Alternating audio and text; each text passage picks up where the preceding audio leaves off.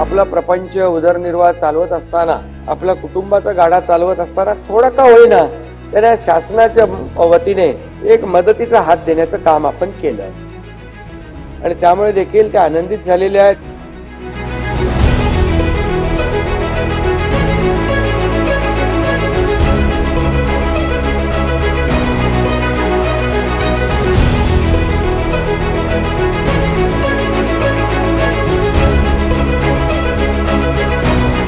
दिवसामध्ये रक्षाबंधन हा सण येणार आहे आणि त्या रक्षाबंधनाच्या सणाच्या निमित्ताने त्याच्या आधीच मुख्यमंत्री साहेबांनी आम्हाला एक भाऊ म्हणून अप्रतिम अशी भेट या सगळ्या महाराष्ट्रातल्या तमाम भगिनींना दिलेली आहे.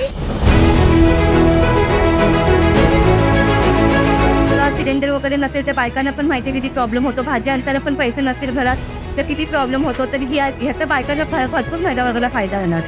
आता जे 1500 रुपये दिलेत ना, हे महिलांना खूप गरजेचे आहे. कारण महिला काही पण करू शकते ना, आपला बिझनेस म्हणा, काय म्हणा, असं घरी काहीतरी लागली वस्तू अशी पूर्ण ती आपले पैसे वापरू शकते.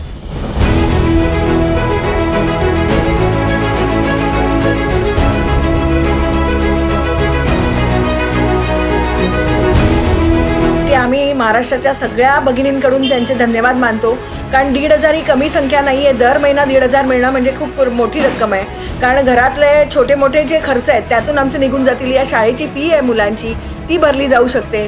त्यासाठी आम्ही साहेबांचे मनापासून धन्यवाद करतो. या संपूर्ण महिला भगिनी आहेत या साहेबांच्या पाठीशी हात बळकट करून एकदम कणखरपणे उभ्या आहेत. धन्यवाद साहेब.